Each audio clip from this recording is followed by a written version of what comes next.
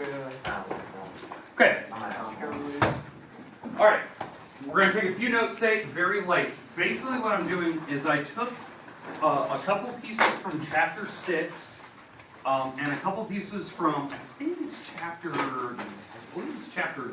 out of the book. And that's going to be our next section we're kind of mixing together, which I know is kind of weird. They fit together perfectly, and I'll explain that. But these are really, really easy concepts. In fact, there's something that we've actually talked about in geometry. I just want to make sure that we cover it and how it applies to like pre-calc and the type of level we'll need to do. This next unit we're going into is really short. It's not, I'm not joking, it is nothing like the trig identities, proofs, nothing like that. So this is going to be kind of a nice breather for a little while, where we cover some stuff that's, I think, is necessarily very, very simple.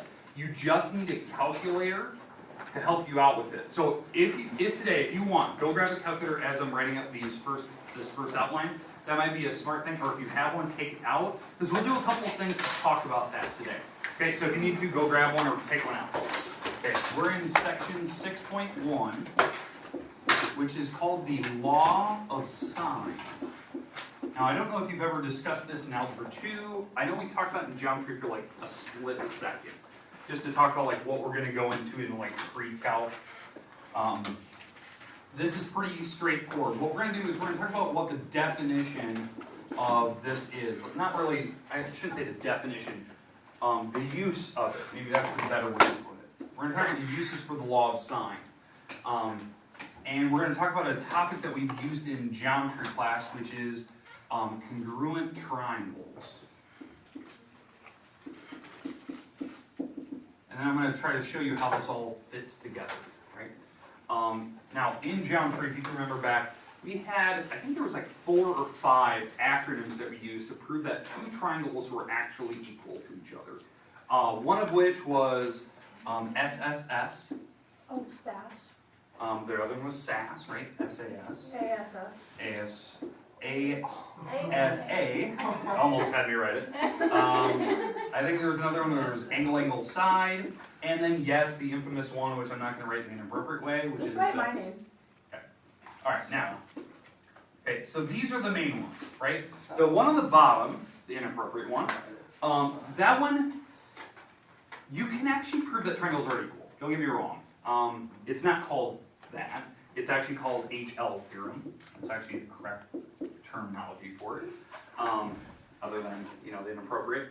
But what we're doing with this is basically, if you have a triangle where they give you like these particular walls or angles, like they give you like the numbers, we can actually find the rest of the walls, okay? Because the triangle is actually a set number. The ones we're actually going to work on today are these 2. These are ones we're going to work on today. We'll actually work on this, the inappropriate one tomorrow, when we have a little more time. Basically what I mean is that if I was given a triangle where I have 2 angles and a side like in between, which I believe the books always say like included angle, that means in between. So here's a triangle, and I had 2 angles, so somebody give me 2 angles, any numbers. 45 and... 37, and what was the other one? I said 45. 45, okay, we'll use those.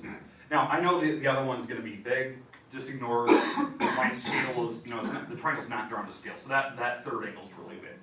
Okay, and I have the side that's in between them, so they call this the included side. So give me any length you want. 17. 17, okay, I heard 17, so 17, all right. And let's say this is in feet, right? We can actually find the rest of the triangle, like every wall, every angle, okay? Even though there's only one angle missing. But that's what the uses of this section 6.1 is. But again, how we know when to use law of sine is when you have these 2 acronyms.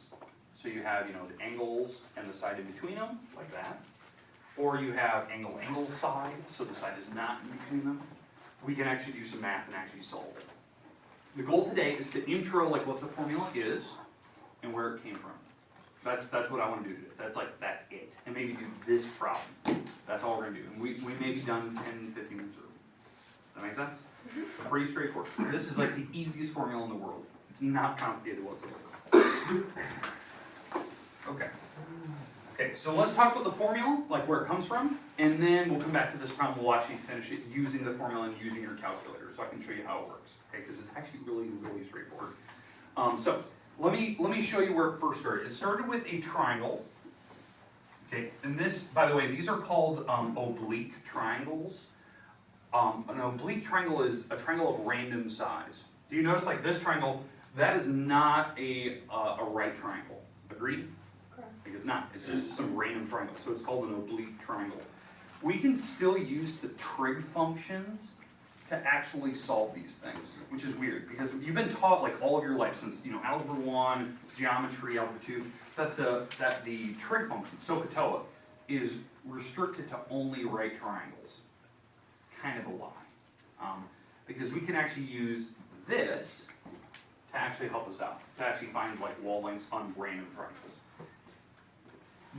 I know that they explain that you can only use the triangle or the SOHCAHTOA for right triangles, but we can stretch that. Okay. So here's the idea. So if I have a random triangle, this is how they came up with the formula.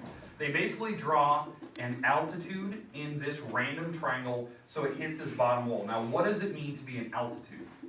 Height. It's height, yeah. It's the exact height. It's how tall it is, right? When you draw an altitude, that is a 90-degree angle to the wall. Okay? So in fact, what I'm actually doing is I'm actually making two right triangles, if you can see that. Okay? And let me put some letters here. Let's call this A, let's call this C, and let's call this B. Just kind of random things. The wall lengths, by the way, how they name the walls, they use lowercase letters, like little a is across from A, little b is across from B, little c is across from here. Okay, so that's what they do. And now, how they came up with the formula is that they noticed that it didn't matter which triangle you pick. So if I pick the left triangle or the right triangle, the altitude is the same number. Agreed? Like in both triangles, it's like the wall that's shared. We call that in like geometry class, we call that the reflexive wall. The wall in the middle, it's reflecting across both pictures. So they came up with a formula to actually use that. So like for instance, if I said the sine of angle A, the sine of A. So think about SOHCAHTOA, right? So sine of A. So I'm taking the sine, so in SOHCAHTOA, what does sine stand for? Opposite over hypotenuse. Opposite over hypotenuse. So here's angle A. What is the opposite wall to angle A? Overhead. The reflection. Altitude. It's the height. Because again, when you do this, in theory, you have to use a right triangle. Bless you. You have to use the right triangle because that's what they taught you since algebra 1, geometry, and whatnot. So I'm going to actually write that down. So sine of angle A is the opposite wall, which is the altitude. It's the altitude. Over, and you said the hypotenuse, right? Opposite over hypotenuse. Well, what's the hypotenuse of this little triangle here? B. Yeah, B. Does that make sense? Like how that was set up? Okay, so that is doing the sine of angle A, that is the opposite wall over the hypotenuse wall. So again, if I label these, this is opposite wall, this is the hypotenuse of that little triangle. That's how I set that up, altitude over B. Okay, I'll come back to that. Now, if I go to the other triangle over here, this triangle, and I say, I want to find the sine of angle B. Sine of B, so same thing, opposite over hypotenuse. So what's the opposite wall for sine of angle B? Altitude, right? That's the opposite wall. So this is altitude. Over, what's the hypotenuse? Yeah, this is the hypotenuse, right? This is the height, which is little a. Okay, and this is how they created the formula, how they come up with the law of sine and what we're going to use on this triangle. They noticed that when I set up those two formulas, right, the sine of A and the sine of B, the altitude was the same number. It was the exact same digit. That whatever this top number is, that is the same number on that formula over there. So here's what they do. And they do this. This is a really clever way to do this. They multiply the b across. So they take the denominator, multiply it over. It's a multiplicative property of equality, right? That I can multiply the denominator over. So this is b sine angle A equals the altitude. Agreed? I can do that? Technically what I'm doing is I'm multiplying both sides by b. So the b's over here cancel. Okay. On this problem over here, same thing. I'm going to multiply the a across because of multiplicative property of equality. So that's a sine angle b. And that equals altitude. Now, what did I just say a little bit ago? What do we know about the altitudes? They're equal. I'm going to set both those formulas equal to each other. Because whatever this formula is, it's going to give me the altitude number. Whatever this formula is, it gives me the altitude number. Well, the altitudes were the same number. So I'm going to set these two things equal to each other. So let me underline it. I'm going to set this equal to that. So sine angle A times B is equal to A sine angle B. Okay, so I set this left side equal to that right side over there. Right. Okay, and then how they come up with the formula is what they do is they divide, since these are equal, they are equal because it's substitution, right? But I took out altitude, plug that into that spot. They divide both sides by the same letters. They divide both sides of the equation, because that is an equation, so I can do anything I want to both sides. They divide both sides by AB, or BA, however you want to say that. Okay. I'm going to divide both sides by AB, right? Because I can divide by any number I want, but I'm going to choose to divide by whatever A times B is. So when I do that, what happens to the B's on this side? Yeah, so this is gone, and that's gone. On the other side, what happens? Yeah, the A's are gone, right? A's cancel out. What you're looking at right here is the formula for the law of sine. This is the law of sine, the actual formula. Now there is a third one. There is a third part to it. I think you can probably figure out what the third one's going to be. What do you think the third formula is? Yeah, sine of angle C is over what little letter? C, yeah. So that's your third one. Now, do you need all three? Okay, all right. So that's your formula for the law of sine. Now, obviously, right now, that probably doesn't mean anything. Okay, yeah, that looks easy. By the way, this is printed on your property sheet, by the way. It is on your property sheet. It's on the bottom of the page. Okay? And yes, you're going to be using that property sheet more and more. Okay? Today, the goal is to show you why this is useful. That's what I want to show you today. Because obviously you see the formula, it's right in front of you. But how do you use it? And why do I think it's so easy? Now, obviously the letters are the easiest thing in the world, right? Angle A, little a. Angle B, little b. So it's easy to memorize the formula because the letters are stacked on top of each other. But how do you know what this means for the picture? That's the difficult part. Okay, let me get rid of all this stuff because I showed you how it's developed. Okay, let me get rid of all this stuff. That way I can kind of show you how this formula is going to work and how we're going to use it. Okay, I'll give you 2 seconds here. I would like to write the formula down in your notes, if you haven't already, and then draw that picture with nothing in it. Just have the little a's, little b's, little c's, and then all the capital letters in the corners. Okay? I'll give you 2 minutes to write that or draw the picture out.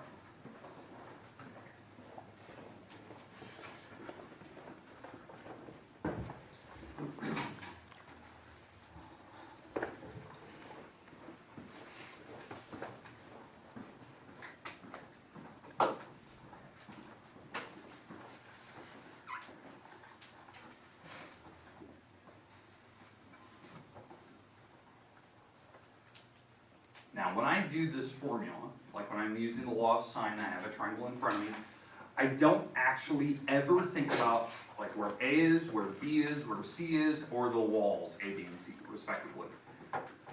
This is how I think of this formula. This is why it's so easy in my head. Whatever your angle is, right, you're going to take the sine of it. So if you have an angle, take the sine of it. And below that, you're going to use the wall that's across from it. So do you see that on this picture? So if I use angle A on the actual formula, I need to use the wall that is across from it. That's what's going to be in this part right here. Does that make sense? So sine of the angle, and then below it you put the wall that's across from it. Then if I use sine of B, this angle, you use the wall that's across from it. So I don't actually care which one's A, B, and C. I know I'm going to use the angle, the wall across. Does that make sense now? That's what I'm going to do on your picture here. I'm going to use the angle, the wall across from it. That's what I'm going to do. And I'm going to use this formula. But again, I don't actually care which one's A, B, and C. So that's you just kind of have to wrap your head around that. Okay, in fact, I actually know all the angles. Why do I know all the angles in this triangle? Exactly. One of the first properties you learn in geometry about triangles is that the sum of all the angles in a triangle has to be 180 degrees. So if you take 180 and you actually subtract the 82 here, you get something like, what, 98 or something like that? Or 80, what is it? Is it 98? So somebody want to double check, is that correct? The 180, you subtract the 37, subtract the 45, it's 98. Okay, just want to make sure. So that's 98 degrees. All right, so now that I have that, now I can use the basis of the law of sine. That I'm going to use an angle. So I'm going to use, in fact, I'm going to use the 98 degrees here, sine of 98 degrees. What is the opposite wall to 98? 17, that will go below it. Does that make sense? Use the angle, the opposite wall. Now, you can pick any other angle you want. 37 or 45? 37. 37. Sine of 37 degrees, and the mystery opposite wall of it. So I'm going to call the wall that's opposite 37 an x. That's why this formula is useful. Because what does this look like now? Where have you seen something like this before? Right over there. Yeah, it's right over there. And how do you solve something like that? Cross multiply divide. Exactly, cross multiply divide. It's a proportion. That's all it is. It's a proportion. So how we solve these, I call this AKA fish method, right? It's cross product, that's the correct term. But I call it fish method. So you start with the number above or below the x. I'm going to start with this number. You cross multiply, and then you divide by the remaining number. Why I call it fish method? It looks like a goldfish.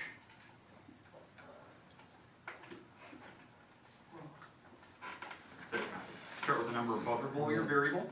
You cross multiply and divide. Always works. It's the goofiest thing in the world. I know that seems stupid to you. Trust me. By drawing the fish, it helps me remember it. So, on your calculator, if you have one in front of you, hopefully you have one kind of like mine. If you don't, if I look around the room, like Haley, you have a kind of you have a graphing, so you're going to be fine. Anyone else have a kind of a weird calculator?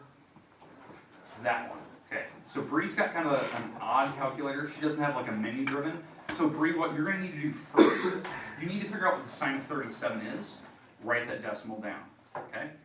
Find the sine of 98. Write that decimal down. It'll be a crazy number across the screen, right? So you type in like 37, hit the sine button. That's the number that you're going to write right here. Then 98, same thing. You're going to write that decimal right there. Then you can do your little cross product, because then you don't have to worry about complicated buttons. For everyone else, you can actually just type it in exactly how you see it. So, because everyone else has like a menu-driven calculator. So you can type in sine 37 degrees.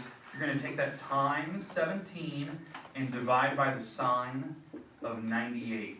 And just make sure that you're closing parentheses whenever there's a parenthesis. So like when you type in sine of 37, close the parenthesis. Then take it times 17, then divide by sine of 98, close that parenthesis. What number do we get? 10.3. 10.331. 399. Okay, all right, so all right. 3 or 4 decimal places, that's what I require. That's this wall. It's 10.33139 feet long. Now, does that make sense to me? Yes. It's the smallest wall of that triangle. Had to be smaller than 17. Now, how do you think we're going to find the 45 wall now? How do I find this wall down here? Same thing. Same thing. You don't use Pythagorean theorem because it's not a right triangle.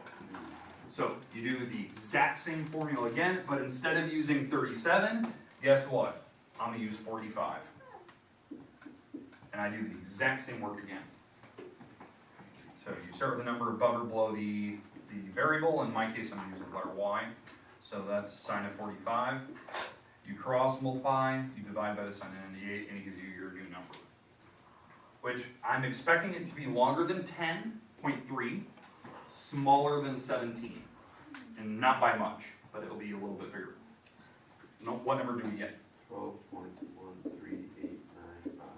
95, there you go. 12.1395. Make sense? Do you agree that the formula is really simple? It's just a proportion. You just have to know how to set it up. That's it for today. That's all I want to cover. I want to intro it for the first time. Tomorrow, we're just going to practice this over and over and over until you get good at it. Does that make sense? Okay. All right, done for the day. I'm going to hand out some papers. If you get a paper back today and you had some mistakes, you have every right, if you want, to make some fixes, hand it back in, we're good, right? If you still have to finish a test for me, come in at some point during study hall, after school, before school, during the study hall tomorrow or Friday, just get it done so I can get those graded and hand it back. My goal is to hand back those tests Friday, if we can, okay? Or even maybe tomorrow, but What's on the way from? Probably. 7-8 minutes. I think we're gonna eat day lunch. Oh, you take back the Your history. Yeah, and Laura's like, oh, I bet nobody thought of that. She said that she'll talk to Mr. Heidi and email sent out pretty soon. Okay.